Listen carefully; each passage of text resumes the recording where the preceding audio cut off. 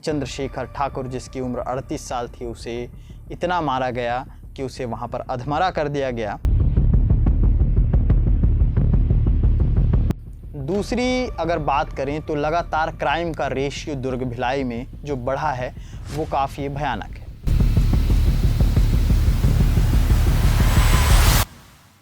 तो इस तरह की घटनाएं जो हैं थोड़ा सा आम लोगों के मन को दुखी कर देती है। क्या हुआ पुलिस का वो वादा जो लगातार उन बस्तियों में जाकर के कार्यक्रम करते थे, लोगों को उजागर करने के लिए रोकथाम के तमाम प्रयास करते थे, क्या हुआ वो?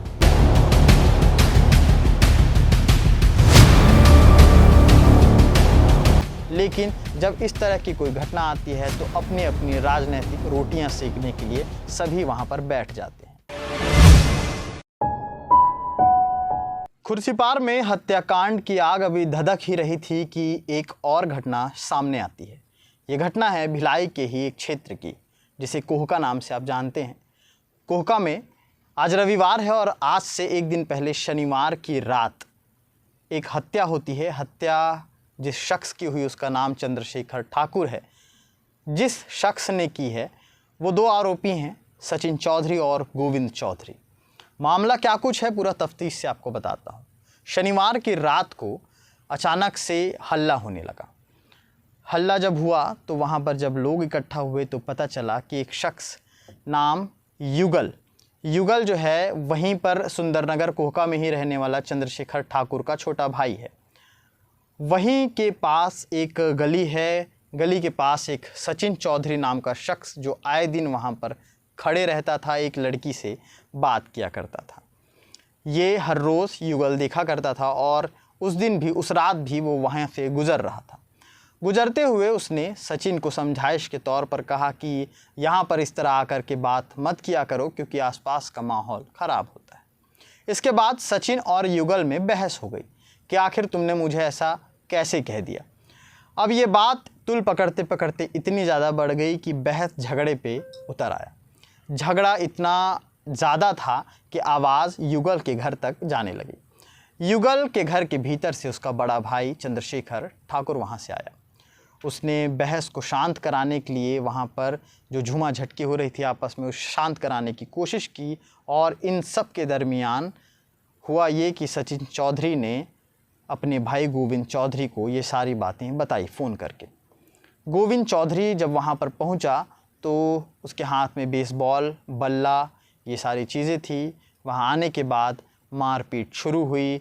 मारपीट इतनी भयावह थी, इतनी ज़्यादा थी कि चंद्रशेखर ठाकुर, जिसकी उम्र 38 साल थी, उसे इतना मारा गया कि उसे वहाँ पर अधमरा कर दिया गया और वहाँ से सचिन चौधरी और गोविंद चौधरी भाग गए। उसके बाद पुलिस 112 को कॉल किया गया। पुलिस वहाँ पर आई, भीड़ इकट्ठा हुई, मोहल्ले वासी वहाँ पर आए। तनाव की स्थितियाँ अभी भी बनी हुई हैं और तब कल रात को भी बनी हुई थी।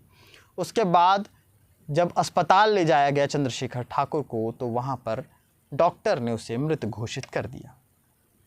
उसके बाद पुलिस ने नागपुर से उन दोनों आरोपियों को पकड़ा है। आरोपियों को पकड़ने के बाद उनकी तस्वीर लगातार हम आपको स्क्रीन पर दिखा रहे हैं।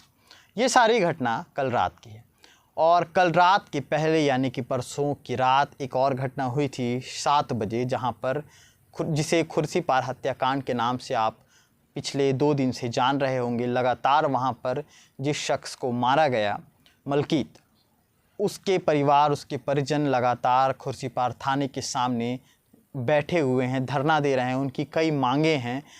इसमें राजनीति भी उतरकर पूरी तरह से आ चुका है। तो इस हिसाब से देखा जाए तो इस तरह की खबरें लगातार एक दिन के अंतराल में आई हैं। ये सारी चीज़ें एक तरफ। दूसरी अगर बात करें तो लगातार क्राइम का रेशियो दुर्ग भिलाई में जो बढ़ा है वो काफ़ी भयानक है। लगातार चोरियां हो रही हैं, लगातार डकैतियां हो रही हैं, लगातार एटीएम लूटे जा रहे हैं, मर्डर, अगर दुर्घटना का मैं ज़िक्र कर रहा हूं तो दुर्घटना पर आप नशे को लेकर के या फिर रोकथाम को लेकर के और ड्रिंक अगर कर रहे हैं और कार चला रहे हैं तो उसको लेकर के आप रोकथाम कर सकते हैं। लेकिन ये जो मर्डर है, ये जो चोरी है, ये एटीएम को लूटना, इस तरह की जो घटनाएं लगातार सामने आई हैं, घरों में चोरी करना, हाल ही में अभी 5 दिन पहले खुर्सीपार में भी एक घटना सामने आई थी जहां पर सूने मकान में चोरी की गई थी। इस तरह की घटनाएं, ये चूँकि ये कॉमन घटनाएं आपको लग रही होंगी, लेकिन इस तरह की घटनाएं पिछले कुछ महीनों से लगातार दुर्ग भिलाई में बढ़ी हैं, जिसको लगातार हम अपनी खबरों में मेंशन करते रहते हैं। आपको मैं बताते रहता हूं कि लगातार क्राइम रेशियो बढ़ रहा है, लेकिन इस पर रोकथाम क्या हुआ? पुलिस का वो वादा जो लगातार उन बस्तियों में जाकर के कार्यक्रम करते थे, लोगों को उजागर करने के लिए रोकथाम के तमाम प्रयास करते थे, क्या हुआ? वो उन सारे प्रोग्राम को सिर्फ अखबारों में जगह मिल जाती हैं, चैनलों में उनको जगह मिल जाती है और उसके बाद वो कार्यक्रम ख़त्म हो जाता है। कोई जागरूकता अभियान ज़्यादा दिन तक नहीं टिकती हैं तो सिर्फ क्राइम की खबरें, क्राइम की रिपोर्ट, क्रिमिनल्स। वो क्रिमिनल्स जेल में भी नहीं टिकते, वो जल्द ही कुछ दिनों बाद बाहर आ जाते हैं। बाहर आने के बाद जो हरकतें होती हैं वो आपको फिर से अगले दिन आपके घर पे आने वाली अखबारों के पन्नों पर पढ़ सकते हैं, देख सकते हैं। तो इस तरह की लगातार घटनाएं घट रही हैं। दुर्ग पुलिस इस पर क्या कर रही है, ये सवाल है। हम सवाल वाजिब ढंग से उठा रहे हैं, क्योंकि दुर्घटना पर हम सवाल नहीं उठा सकते। दुर्घटनाएं आम तौर पर जब गाड़ियां जो चला रहा है उसकी मानसिक क्या स्थितियां हैं वो हम आप नहीं जानते। जब गाड़ियां टकराती हैं उसके बाद सारी चीज़ें बाहर आती हैं। लेकिन जो मर्डर है, जो चोरी है, जो डकैती है, जो रेप के मामले हैं, हाल ही में एक बच्चे के साथ रेप का मामला सामने आया था, तो ये बेहद दर्दनाक मामला है। दुर्ग भिलाई, चूँकि भिलाई जो है VVIP लोगों से भरा हुआ एरिया है, लगातार यहाँ पर लगातार मूवमेंट होते रहते हैं, फिर वो चाहे आला अधिकारी हों, चाहे वो बड़े नेतागण हों, लगातार यहाँ पर आते जाते रहते हैं। लेकिन उसके बावजूद भी इस तरह की घटना कई सारे सवाल पैदा करती है और सवालों के साथ साथ आरोपियों को जिस तरह से छोड़ दिया जाता है और उसके बाद फिर से वही आरोपी उसी तरह के प्रकरण में फिर से अंदर जाते हैं, तो इस तरह की घटनाएं जो हैं थोड़ा सा आम लोगों के मन को दुखी कर देती है कि ये बहुत ईज़िली है कि जुआ सट्टा खेलो और दारू पियो, नशा करो, नशे के बाद चोरियां करो, चोरी करने के बाद छूट जाओ और फिर से आकर के वही दोहराओ।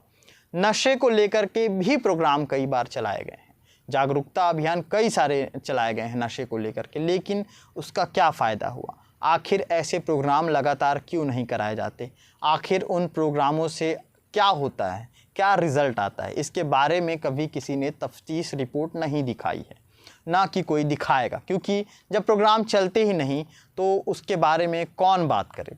वाहवाही लूटने और अखबारों में आने के लिए हर संगठन तमाम तरह का प्रयास करता है, फिर वो चाहे राजनीतिक हो या सामाजिक हो।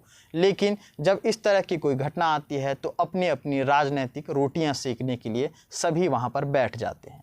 लेकिन इसमें उस परिवार का क्या, उन परिवारों का क्या जिनके घर से उनका बेटा ख़त्म हो गया? उन परिवारों का क्या जो जिनके घरों की चोरियां हो जाती हैं, जिन्होंने अपना खून पसीना एक करके वो पैसा कमाया? तो उस दृष्टिकोण से अगर आप उस फैमिली के पर्टिकुलर एक पर्सन के परिजनों के बारे में सोचेंगे तो शायद आप अपने आप से उसको कनेक्ट कर पाएंगे। और अगर नहीं सोचेंगे तो इस तरह की खबरें लगातार आपके बीच आती रहेंगी, हम आपको इस तरह की खबरें सुनाते रहेंगे। और आगे क्या अपडेट आता है, अगर ये रोकथाम नहीं होता तो हो सकता है और भी मर्डर हो, और लगातार ऐसे मर्डर, ऐसे क्राइम की खबरों के लिए मैं आपके बीच फिर से आता रहूँगा। KP न्यूज़ देखते रहिए। शुक्रिया। न्यू वीडियोस के अपडेट पाने के लिए सब्सक्राइब करें KP न्यूज़ को और बेल आइकन को दबाएं।